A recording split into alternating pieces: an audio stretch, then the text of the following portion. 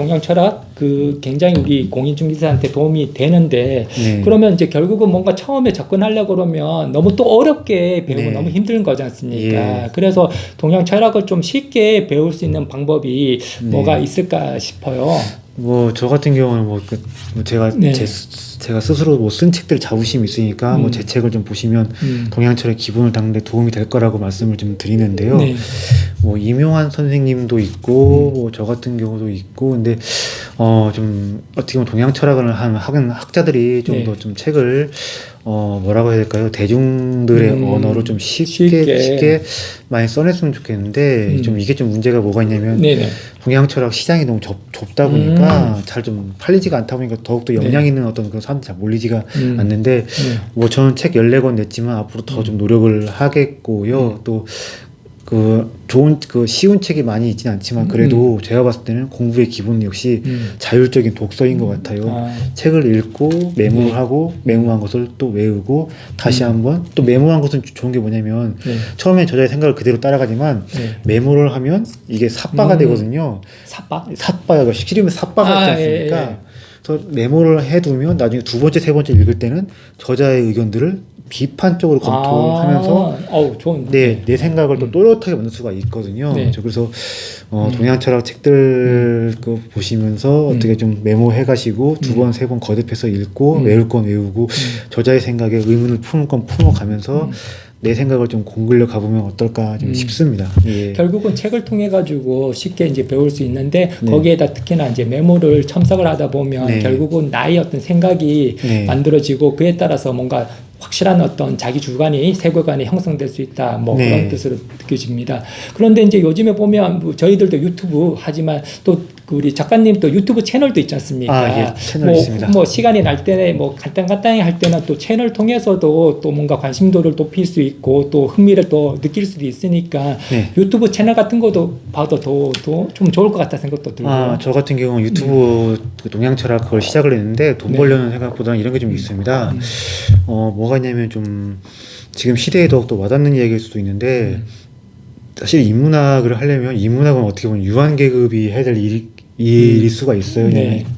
부모, 이런 환경, 돈 걱정 별로 없는 사람들. 그런데 저는 인문학이나 예술이나 좀 받쳐주는 사람들이 하는 게 맞다고 생각을 하는데 이게 워낙에 좋으니까 20대 때 하는 사람도 있는데 저는 그런 경우를 너무 많이 봤습니다.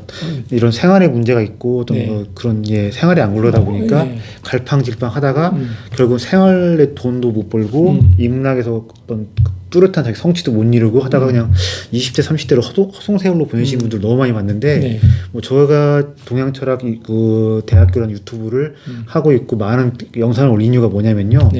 차라리 2030 때 그냥 돈을 안정적으로 경제적 기반을 마련하고 40대 때 기반을 마련한 다음에 내가 좋아했던 걸 다시 찾아서 어떤 지식을 배우고 어떤 뭐 저는 그래서 다시 40대 들어서 공부하고 싶고 내가 예전에 못했던 걸 하고 싶어하는 분들이 많이 계신데 그런 분들이 제 채널을 보면서 빠르게 동양철의 기초를 쌓아 나갔으면 바람으로 이제 만들어서 지금 계속 올리고 있는데 이제 100세 시대다 보니까 굳이 2030 때 제가 젊었을 때 인문학에 꽂혀서 뭐 거기서 승부를 완전히 보는 것도 뭐 나쁘진 않지만 어느 정도 기반을 마련한 다음에 40대 들어서 다시 공부를 시작하는 것도 저는 이제 뭐 나쁘지 않다 생각을 하고 있고요.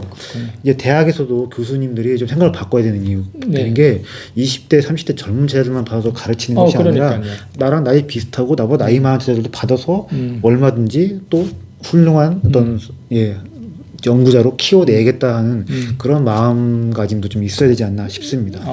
뭐 통상 제가 이제 고정관념일 수도 있겠지만 젊었을 때 확실하게 이렇게 인문학에 대해서 배우고 그로 인해서 지혜의 어떤 깊이나 인사이트가 이제 생겨지면 뭐 쉽게 말해 돈을 벌든 아니면 나중에 어떤 인생을 제대로 살지 않을까라는 생각에서 도리어 젊었을 때 뭐 관심을 갖고 배워야 되겠다라고 생각했는데 도리어 이제 그러다 보니까 결국 뭐 죽도밥도 안 되듯이 뭔가 더 착오에 빠지는 경우도 있다 보니까 차라리 뭐 젊었을 땐 더 다른 부분 그다음에 결국 한 40, 50대 이렇게 하는 것도 방법 아니겠나라는 말씀을 해주시는 거네요. 예, 저는 그래서 어떻게 보면 좀 쓸데없는 대학도 너무 많다고 생각하는데 오히려 빠르게 어떤 경제 생활을 시작을 한 다음에 내가 진짜 이걸 좋아했구나, 내가 이것이 부족하구나 싶었을 때 그때 가서 한 뭐 사회생활 10년 정도 한 다음에 다시 또 공부의 세계로 오는 것도 네. 나쁘지는 않을 것 같고 네.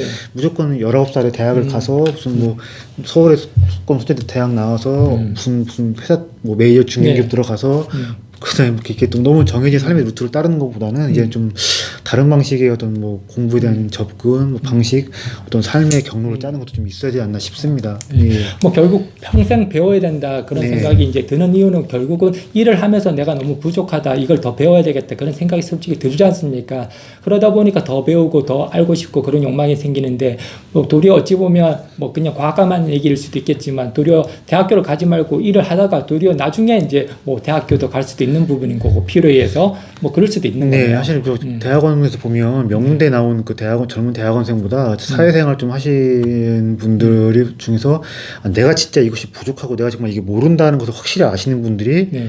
오히려 그 젊고 명문대 나온 대학원생보다 공부 더 열심히 하고 더 성과를 내는 것도 적잖이 봤습니다. 본인이 정말 내가 뭘 모르고 있고 이걸 채워 넣어야 하는 간절함이 좀 있어 보였습니다. 네. 예.